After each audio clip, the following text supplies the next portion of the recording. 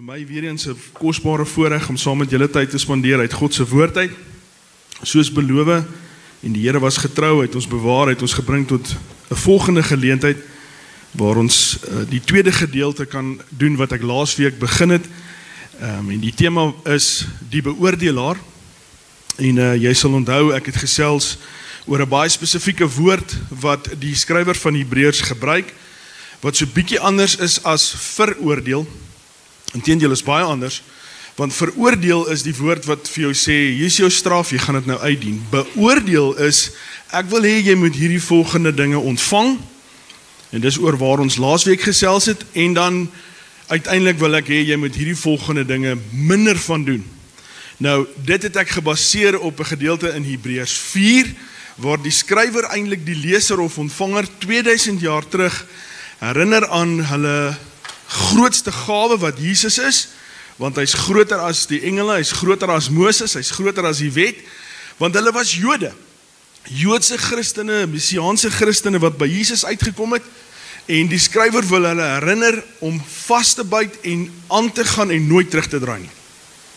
En hy gebruik hierdie woord en hy sê dit so kosbaar, want die woord van God is lewend en kragtig en skerper as enige tweesnydende swaard, en dit dring deur tot siel en gees en gewrig en murg, en is 'n beoordelaar van ons gedagtes, van die intensies van ons gedagtes en van ons hart. Nou, laasweek het ons gesien hoe die Here, vir ons leer uit sy woord uit dat hy baie vir ons gegee het wat ons nooit verdien het nie. Ons redding, ons regverdigmaking, dit wat ons vanmôre gesing het, om so kosbaar net te kan, die lewe te kan geniet met vrolikheid en met vreugde, soos wat sy woord dit vir ons sê. Dis wat jy vanmôre ervaar het, dit is 'n gawe van die Here wat hy vir jou gegee het. Net om te kan saam met jou boetas en sissas net die Here te kan aanbid in vreugde, en te weet die Here is in beheer, die Here het 'n vaste plan, en ek moet net in daai vaste plan inbeweeg. Vriende, jy het nie gewerk vir dit nie. En dis wat die skrywer hier sê in Hebreërs 4, jy het iets ontvang wat jy nooit gehad het nie. Ek het 'n vergelyking gebruik met 'n ooroperasie wat ek ontvang het by Dr. Callaghan, toe ek baie jong seun was, en uiteindelik het ek hierdie gehoor teruggekry. En dit is onmoontlik vir 'n 8 of 9-jarige seun om homself te help, net so vir jou ook. Daarom het die Here bonatuurlike goed vir jou gegee uit sy Vader hart uit, en jy moet dit koester. Jy moet dit bewaar.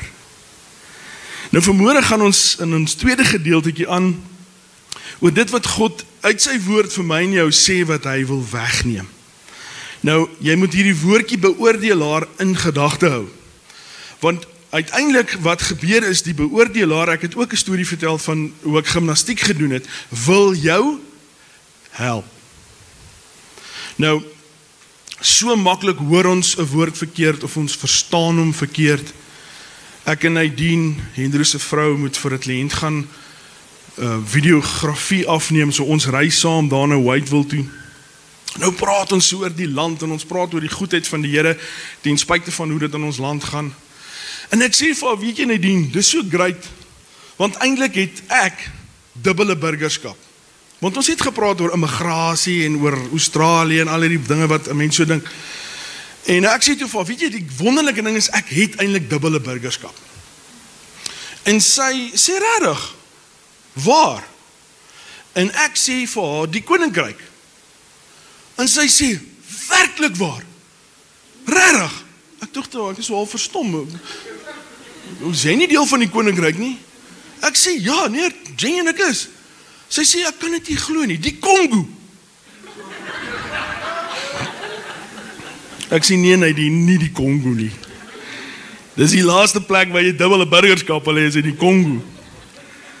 Ek sê, toe uiteindelik vir haar, en ek sê dit vir jou vanmôre, vriende, jy het 'n wonderlike dubbele burgerskap. Jy's 'n burger van God se koninkryk. Ons is op pad iewers heen na 'n eindbestemming. Jy kan vanmôre ontspan in sy woord. Dis is die Engelsman wat sê, he's got you. He knows, but God. En dan weer daai kosbare gedeelte. Nou goed, blaai saam met my in jou woord. Die skrif wat ek laas keer gebruik het, gaan ek nie weer gebruik vanoggend nie, ek gaan dit net weer vir jou sê. Hierdie is nie 'n opvolgende reeks nie, so jy kan gedeelte 2, as jy dit nou vanoggend vir die eerste keer hoor, of as jy dit kyk vir die eerste keer, maak nie saak nie, hy volg nie op nie, jy kan 1, 2, jy kan hom afwissel. Maar die skrif wat ek laas week gebruik het, is Hebreërs 4, ek gaan weer daar by stil staan nou. Johannes, sy eerste hoofstuk, sy eerste vers, in die begin was die woord. 1 Johannes, hierdie woord het ons gesien, ons het hom met ons handig aangetas, en ook Jesaja 11, uit die spruit van Isai, Dawid se pa, het daar 'n takkie gekom, en hy slaan die aarde met die roede van sy mond. En dit was uiteindelik net om die platform vir jou en my te skep, dat wanneer ek en jy praat van God se woord, verteenwoordig sy woord homself. Met ander woorde, hier is die hoogste autoriteit, en dit verteenwoordig wie Jesus is vir my en jou vanmôre. Nou vanmôre is my skrifgedeeltjie natuurlik weer Hebreërs 11, en dan kan jy so, as jy wil, so lank na Lukas 19 toe blaai. Lukas 19, die Griekse skrywer, hy was 'n chirurg, en hy het 2 boeke geskryf, Lukas en natuurlik Handelinge, en hy het dit geskryf vir Theophilus, die regsverteenwoordiger van Paulus, wat Paulus se saak verdedig het in Rome. So Lukas skryf nie vanuit 'n Joodse perspektief nie, hy skryf uit 'n regsperspektief uit, en daarom is sy werk so interessant. Hy praat baie van Jesus se genesings, baie wat Jesus gedoen het, omdat hy uiteindelik vir die regsverteenwoordiger en hopelik ook die howe in Rome wil bewys dat Paulus is nie die probleem nie, maar dat die keiser die probleem is. Nou ja, dit sou uiteindelik Paulus se lewe dan nou ook kos. Maar dis die gedeeltes wat ek gaan gebruik vanmôre. Nou, kom ek lees dit gou vir julle weer wat sê, daar's nog 'n gedeeltjie, ekskuus, verskoon my tog. Jesaja 40. Jesaja 40, dis my messiaanse se parallel wat ek ook saam met jou vanmôre wil bespreek. Goed, kom ek lees gou sommer weer vir jou Hebreërs 4 vers 12, want die woord van God is lewend en kragtig en skerper as enige tweesnydende swaard en dring deur tot die skeiding van siel en gees en van gewrig en murg en is 'n beoordelaar van die oorlegginge en gedagtes van ons hart. Daar is die woordjie beoordeel. Nou, Jesaja 40 gebruik, en ek het laasweek ook vir julle gesê, Jesaja is 'n messiaanse profeet. Hy skryf van die Messias wat sou kom. Dit sou 750 jaar later gebeur, en een van die sterkste bewyse dat God se woord waar is die waarwording van Jesaja se profesie. En in hoofstuk 40 kondig hy iets aan. Hy sê die volgende: Troos, troos my volk, sê julle God, spreek na die hart van Jerusalem en roep haar tot dat haar stryd verby is, dat haar skuld betaal is, dat sy die hand van die Here dubbel ontvang het vir al haar sondes. 'n Stem van een wat roep, berei in die woestyn die weg van die Here, maak gelyk in die wildernis 'n groot pad vir ons God. Dit is natuurlik Johannes die Doper gewees. Elke dal moet opgevul en elke berg en heuwel klein gemaak word en die bult moet 'n gelykheid en die rotsagtige plekke 'n laagte word. Dit is asof die Here sê die veld word gelyk gemaak. Alles word gelyk gemaak. Dit is vir alle mense beskikbaar wat nou hier gaan gebeur. Vers 5: En die heerlikheid van die Here sal geopenbaar word en alle vlees tesame sal dit sien, want die mond van die Here het dit gespreek. Let op, die mond van die Here het dit gespreek. Hy gaan aan, 'n stem roep uit en vra, wat moet ek roep? Alle vlees is gras en al sy aanvalligheid soos 'n blom van die veld. Die gras verdor, die blom verwelk as die asem van die Here daarin blaas. Voorwaar die volk is gras. Jy kan net sowel byvoeg daar, jy en ek is gras. Luister na die volgende woorde. Die gras verdor, die blom verwelk, maar die woord van onsse God hou stand tot in ewigheid. Nou voordat ek vir jou weer 'n verduideliking gee, wil ek vir jou sê, die laaste 2000 jaar was daar geweldige aanslae op God se woord. Keisers het na die geskrifte begin versprei word, dit probeer stop. Dis nou die briewe van Paulus en die briewe van Petrus. Hulle het nie daarin geslaag nie.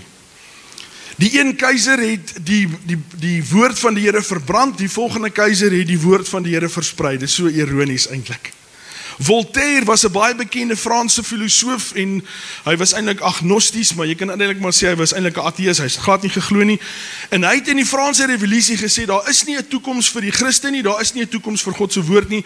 En hy voorspel 100 jaar nadat hy sou leef, sal Christendom dood wees en hierdie boek vergete. 100 jaar na sy dood, toe die gedeeldste Bybelgenootskap sy huis gekoop en sy drukpers gebruik om God se woord daarin te versprei. Don't mock God, don't mock him. En daar is verskeie stories soos hierdie. God se woord is ewig. Vriende, die blote feit dat jy hierdie in jou hand het, is 'n geweldige gawe. En daarom, as ek die geleentheid het, dan motiveer ek of moedig ek mense aan om 'n student te word van Jesus, want dis eintlik wat gebeur hier. Jy leer sy kosbare verhaal. En dit is so kosbaar. Maar kom ek begin vir julle die tweede gedeelte van God se woord. As die eerste gedeelte is om iets te ontvang wat ek nooit sou gehad het nie, is die tweede gedeelte wanneer God se woord met my gesels en sê ek wil hê jy moet die volgende ophou doen. Of ek wil hê jy moet gaan regmaak. Of ek wil hê jy moet iets gaan regstel. Dis wanneer God se woord op my en jou soos 'n spieël, ek lees hom, maar eintlik lees hy my. God se woord gaan jou begin lees, wanneer jy hom toelaat as die beoordelaar, om in jou hart te gesels. Nou in 1995, dink ek het laas keer ook daarvan gesels, dis nou 30 jaar wat ek saam met die Here wandel, nadat hy my siel gered het, maar in 1995, kom ek by die Here Jesus uit, by 'n kamp. Daar in Mispa, ek en Christo het ook nog, was 'n paar keer daar vir kampe na die tyd. Maar die Here verander my hele lewe. Jy weet ons daai oomblik as jy besef ek is verlore in sonde en daai angs en vrees kom in jou hart en jy besef daar's geen uitweg vir my en skielik kom die waarheid soos 'n vloed oor jou en jy besef maar daar is vir my hoop en die Here red my siel. Ek het soveel vreugde en vrolikheid gehad daai dag dat dit is eintlik onbeskryflik. En ek begin die Here volg. Ek gaan terug Groenpunt toe waar ek gewerk het. En ek begin God se woord lees. Vriende, ek lees en lees en lees en lees en lees en lees en lees dit net. Want vir die eerste keer verstaan ek wat het in my eie hart gebeur. Ek is vergewe van sondes en vir die eerste keer begin ek sien wie Christus is in my lewe en die krag van sy woord begin werk in my lewe. Ek het boeke volgeskryf van my gedagtes. As ek nie boeke gehad het daar in my menasie of my barracks kamer en ek nie by die menasie kon papier kry of by my chommas nie, het ek op my tafel, my houttafel, belangrike gedagtes neergeskryf. Hoekom? Want ek wou dit nie vergeet het nie. Ek wou Jesus in my hart hê. Ek wou seker gemaak het ek verstaan wie hy is en hoe hy is. En uiteindelik het die Here soveel wonderlike dinge vir my gedoen in daai spesifieke tyd. En daai eerste 6 maande lees en lees en lees en uiteindelik lees ek Lukas 19. Die verhaal van Saggeus.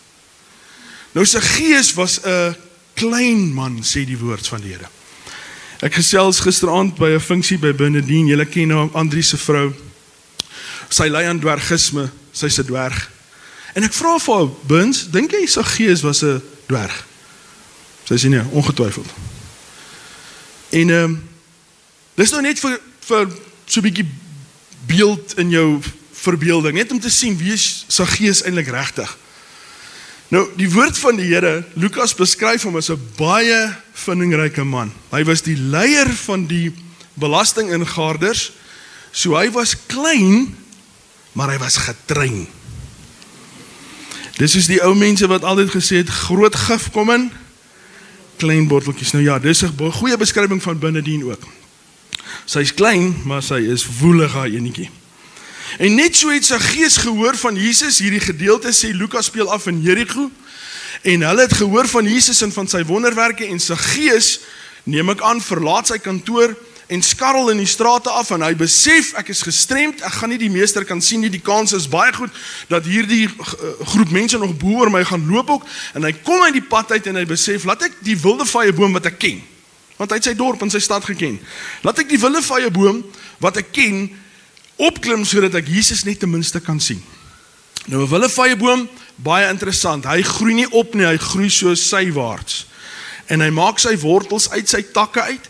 So hy word so, dis so 'n plat boom. So natuurlik iemand wat wat 'n dwergie is, sou baie maklik, of ten minste nou 'n kort persoon, sou baie maklik die boom kon klim.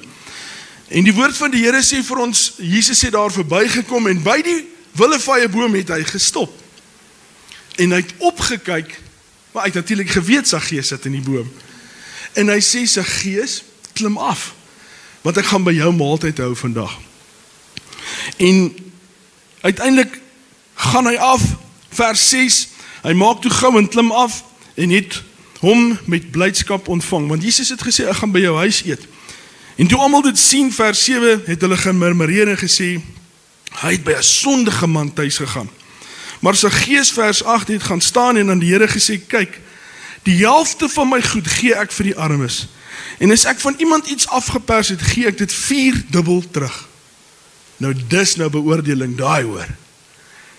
Dis nou iemand wat agterkom, hoorie, maar my lewe moet verander. En Jesus sê, vandag het daar redding vir hierdie huis gekom. En dan hierdie bekende versie, want die seun van die mens het gekom om te soek en te red. Dis mooi. En ek lees hierdie verhaal baie jare terug. En ek eer die Here vir hierdie kosbare mooi verhaal. Ek onthou as sonnaskoolkind het ons 'n liedjie gesing. Miskien ken julle hom. Saggeus was 'n klein man. Wie ken daai liedjie? Baie kleine man was hy. Hy klim toe op, gaan hy aan. Ek wil nou nie sing nie. Sorry Henny. Ek lees hierdie verhaal, ek is 'n jong man, ongeveer 6 maande na my redding.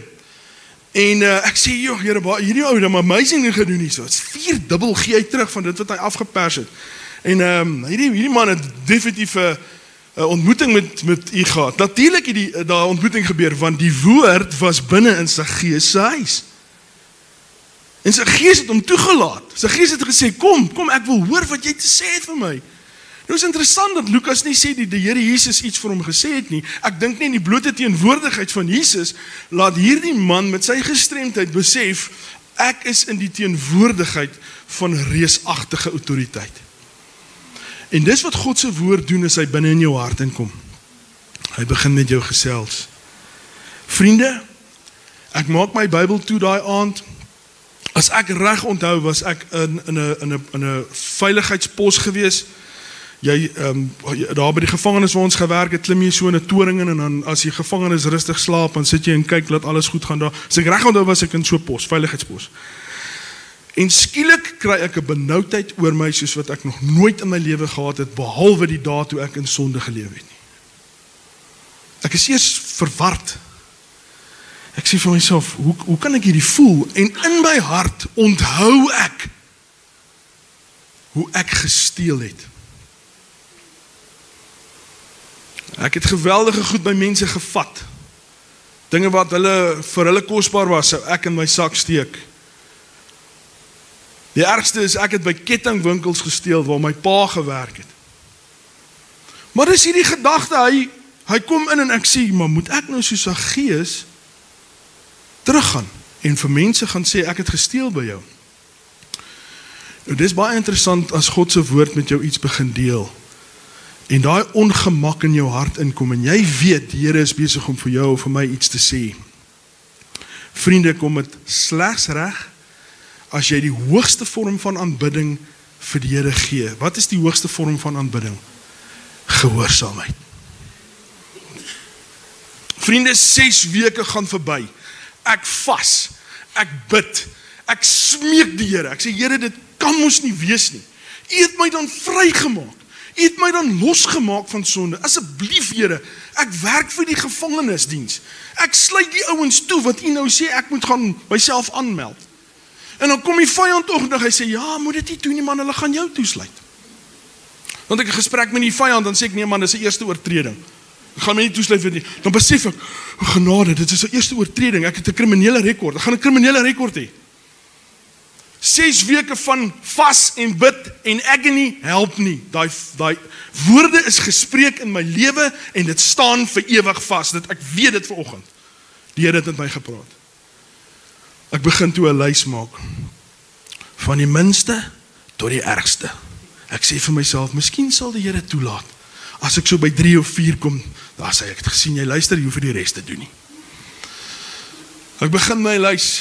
Nou het ek baie geld, ek moet baie geld gaan trek, ek het my sekere ek kan nie onthou hoe lang het my gevat het nie, maar ek moes geld een kant sit, want ek moet nou die waardebepaling, nou sê ek, genigtig, sy gees het 4 dubbel teruggegee, sê Here, ek gaan teruggee plus meer, ek ervaar vrede in my hart, ek maak die lys, skryf die bedrag, so sit ek, en ek begin met die mense kontak, hoor die so en so, ek het hierdie by jou gesteel, ekskuus man, ek wil net sê, die Here het my lewe verander, en ek moet net reg maak, meeste mense is verstom, hulle sê, nee, is reg, hou dit, en kyk hulle so asof jy mal is, maar so gaan ek deur die lys, een vir een, daai was nie maklik is, was vriende, mense wat my geken het, mense wat saam met ons in ons gemeente was, hulle sê net, ag ja man, loof die Here, maar die laaste 2, vriende, die laaste 2 op my lys, die laaste een was Westpark Supermark, die ou Porregees, nou daar het ek sweetie pies geëet, gesteel het asof het uit die mode gaan, en die laaste een is Senwes, waar my pa gewerk het, nou vriende, daar het ek gesteel, daar het ek tools gesteel, soldreer, drade, elke ding wat ek wil hê, het ek gevat daar, want niemand gaan my verdink nie. Ek besluit toe goed, ek gaan Westpark sien, maar ek gaan nie met die Porregees praat nie, want hy verstaan nie Engels so lekker nie, of Afrikaans nie. En ek gaan na hom toe, ek sê, I would like some sweetie pies. Dis so box sweetie pies, maar ek haal so 14 uit. So, you like sweetie pies? So, I like them, you won't believe. So, ring them up. Nou is dit wat ook al die bedrag, ek dink het was soos R6 daai jare, het sal nou baie meer geld kost. En ek gee hom die bedrag plus meer, ongeveer 10 of 20%, ek sê vir hom, goed, I just want to pay this and more, hy sê, for what? So, you know what, I actually took this in your store, but I just want to repay you. Hy sê, are you one of those naughty thieves? Ek sê, nee, I am, but I just want to repay you. Want ek het net sweetie pies het sy winkel uitgesteel. Hy sê, alright, put them back. En sit ek weer alles terug. Betaal hom, en als ek uit, ek sê, dankie toch Here, die man gaan nie 'n saak maak nie. Maar die laaste een bly, vriende, hy bly, ek lees God se woord, en dan kom sy gees soos 'n getuie na my toe, sê, ek het 4 dubbel teruggegee, gaan jy dit doen? Die vyand kom en sê, moet dit nie doen nie man, moet dit nie doen nie, is nie moeite werd nie man, bid nog 'n bietjie, vas nog 'n bietjie 9 dae, vriende, ek moes die woorde van die beoordelaar vat, soos wat het gekom het, en ek moes gaan regmaak het. Ek onthou ek het die week gewerk, nagskof gewerk, ek het Kroonstad toe gery, ek het my ma gegroet, ek het net aangetrek en haar gegroet, en sy het vir my gesê, eet jy nie vanoggend nie? Ek sê, nee ma, ek moet gou 'n saak in die dorp hanteer, maar jy eet dan altyd. Ek sê, nee ma, ek sien nou honger nie. Sy sê, is jy siek? Ek sê, ma, ek is nie siek nie. Intussen gaan my lewe tot 'n einde kom, soos ek hom ken. Hier's agony in my siel. Ek onthou ek my Ford luisertjie start en die pad na Kroonstad West toe ry in die industriële area in Kroonstad. Dis die langste pad wat ek nog in my lewe gery het. By elke robot kom die sielevijand en sê, jy's lekker stupid. Draai om. Gaan terug man. Die Here het jou vergewe. Hy het jou met sy bloed gewas. Het is interessant hoe die vyand die woord ken nie. Ek kom al by die groot glasvensters, dit is prachtig, weet, boerdery in Kroonstad is groot vriende, dit is groot boere daar, so die koöperasies is groot plekke, daai tyd het dit al soos malls gelyk. Ek sien hier die groot glasdeure, maar toe ek in autopilot, ek sê net, Here, ek gaan dit doen, as hulle my vandag toesluit, sluit hulle my maar toe. Ek maak my Ford se deur oop, ek slaan hom toe, ek maak seker ek het die koevert by my, met die geld in, met min of meer die beraming, vir wat ek gesteel het. Ek druk daai glasvenster so oop, dis groot glasdeure, en ek voel die ligversorging, so vang in my gesig, en ek stap na die toonbank toe, en ek sê vir die dame, môre dame, kan ek asseblief met die algemene bestuurder praat, en sy sê, is jy hier vir die onderhoude? Ek sê, nee, ek is nie hier vir die onderhoude nie. Nou, hoekom wil jy die algemene bestuurder sien? Ek sê, nou wil ek nie vir haar sê, ek is 'n dief en ek het hier gesteel nie. Ek sê, dis eintlik maar persoonlik. Kry ek het uit. Ok, sit, sê sy. Ek gaan hom roep. Ek sit daar vir 20 minute. 20 minute. En langs my sit 'n persoon wat sê, jou Aap, jy gaan jou vandag 'n gek maak. En ek sê vir myself, ek beroep my op Saggeus se storie. Dis al wat ek het, ek gaan die Here vertrou. Die Here het gesê, ek moet hier kom regmaak. Ek onthou die algemene bestuurder, ek het gedink het was toe, ek sien hoe die man so afstap in die gang na my toe, ek het so in so 'n sitkamer area gesit, die toonbank was hier langs my, en hy kom na my toe, en hy sê, môre, ek hoor ek moet jou sien.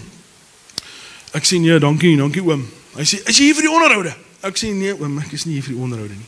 Hy sê, ek wil net oom graag sien, en persoonlik sien.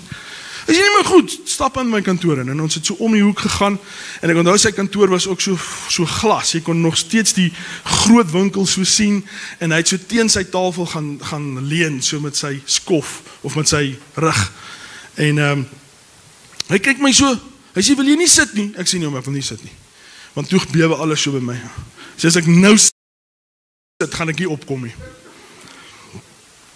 Hy sê vir my, maar hoor, ken ek jou nie? Ek sê, oom, kan my nou ken, ek is A.W. Joubert se seun. Hy sê, my magistraat, hoe gaan dit met jou? Jy sê, jy is hier vir die onderhoud nie. Ek sê, nee, oom, ek is nie hier vir die onderhoud nie. Ag, dis nou jammer, man. Maar waarom is jy hier? Ek sê, oom, ek het eintlik net nodig om die waarheid te kom praat vir oggend. Ek het baie in hierdie winkel gesteel as 'n jong man. En niemand sal my verdink het nie, want ek is A.W. Joubert se seun. Maar ek wil net vir oom kom vra vir vergifnis vandag. Ek het 'n koevert voorberei met 'n lys van goed wat ek gevat het. Ek het ekstra geld bygesit en ek wil net vandag kom regmaak. Hy staar my so, seker vir 20 sekondes. Hy sê vir my, dit ek in my lewe nog nooit gesien nie. Hy sê, weet jy wat, Boeta? Daai is in elk geval 'n ou finansiële jaar. Ek stel nie belang nie, dankie dat jy gekom het, ek waardeer dit, jy is vry. En hy staan op na my toe met 'n forse trap vorentoe en hy sê, stuur groete vir jou pa. Ek stap daar uit, vriende, dit voel asof ek sweef van verligting. Dis wat dit was om beoordeel te word. Kom ons sê ek het dit nie gedoen nie. Die Here sou op 'n ander manier my beoordeel het. Maar daai dag was 'n oorwinning vir my as sy kind. En omdat ek geluister het, het die swaard van sy woord binne in my kom sny en gesê, Leon, ek weet jy het gesteel en jy is vergewe, maar ek wil vir jou ietsie vra. Gaan gee terug wat jy gevat het. Die toets was nie, is ek nie vergewe nie. Ja, natuurlik was ek vergewe. Die toets was, gaan ek luister. As die beoordelaar deur sy woord vir my iets sê, gaan ek dit doen. Nou vriende, uiteindelik kom ek en jy, wanneer ons God se woord lees, op 'n plek waar dit met ons gesels. En jy kan kies vandag of jy daarna wil luister of nie. Jy kan kies of jy God se woord op sy woord gaan vat, en of die beoordelaar impak in jou lewe gaan hê, en of jy uiteindelik jou eie besluite gaan neem. Dis jou keuse. Maar ek wil vanmôre vir jou aanmoedig. As jy met God se woord deel, en jy moet hom lees, jy moet met hom roer, en die Here vir jou ietsie wys, gaan maak reg, of gaan bring iets, of wat dit ook al is, doen dit. Want die beoordelaar wil jou help. Help vrykom dalk, help op 'n nuwe manier funksioneer, omdat hy jou 'n geestelike toets gegee het, wat ook al die konteks is. Ek gaan nie in konteks, dan gaan jy weet waar jy saam met jou verhouding met die Here is. Maar my gebed is, luister na sy woord. Nou vriende, ek sluit af. Die ontvangers van Hebreërs was 'n groep Messiaanse Jode wat onder geweldige vervolging was in Rome. Hulle het ja gesê vir Jesus en hulle het hulle hele lewe daarvolgens ingerig. Maar die Romeinse mense was verskriklike bang mense.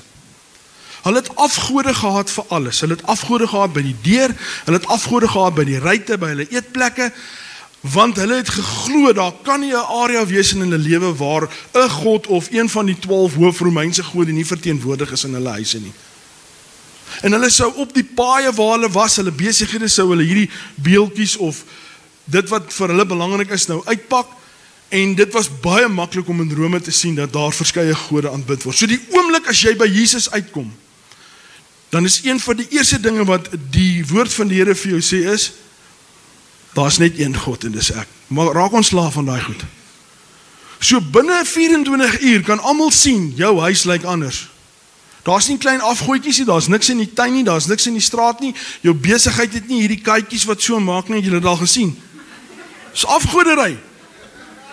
Wat daai katjie doen in hierdie Chinese shops is bring in die money, bring geld in. Dis afgodery. So in die eerste oogopslag kon mense gesien het, hierdie ou is, waar is jou gode? Waar is jou gode?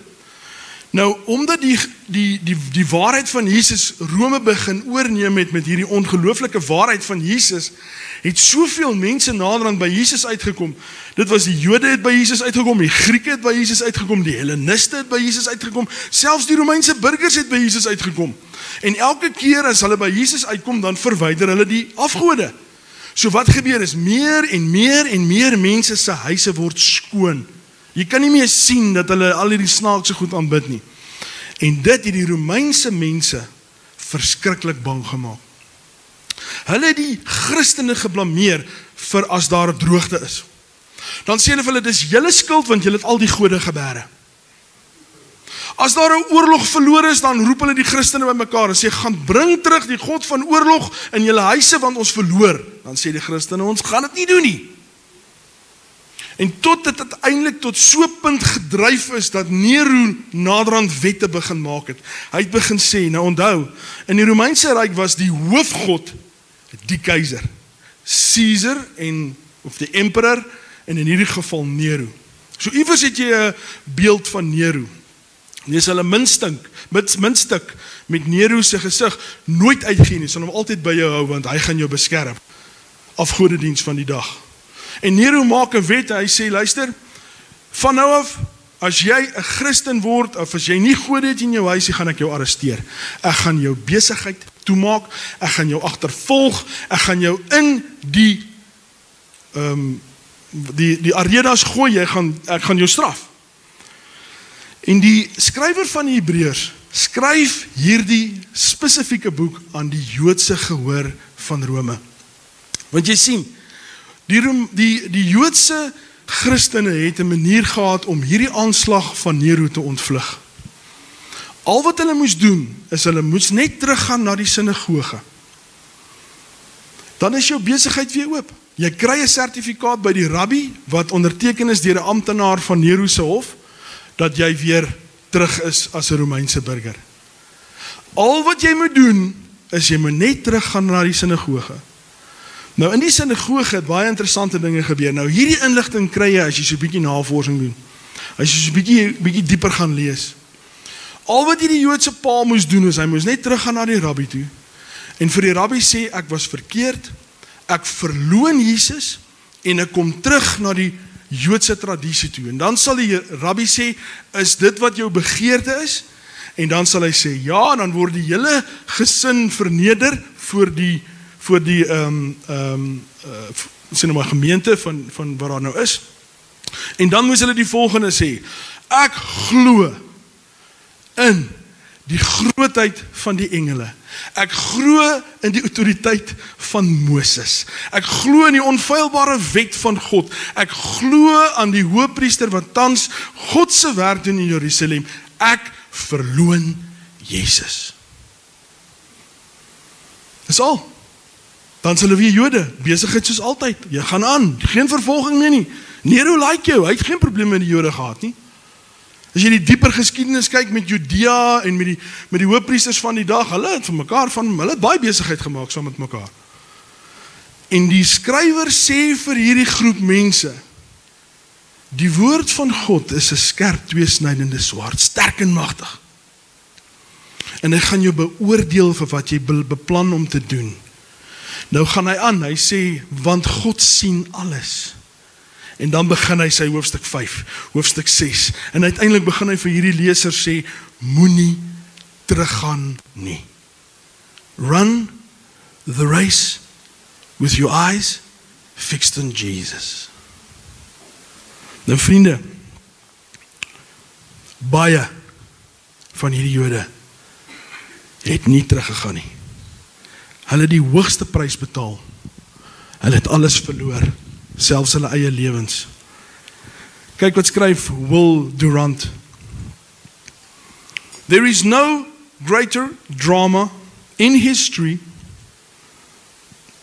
than the sight of a few Christians scorned or opposed by a succession of emperors, bearing in trials with a fierce tenacity, multiplying quietly, building order while their enemies generate chaos, fighting the sword with a word, brutality with hope, and at last defeating the strongest state that history has known.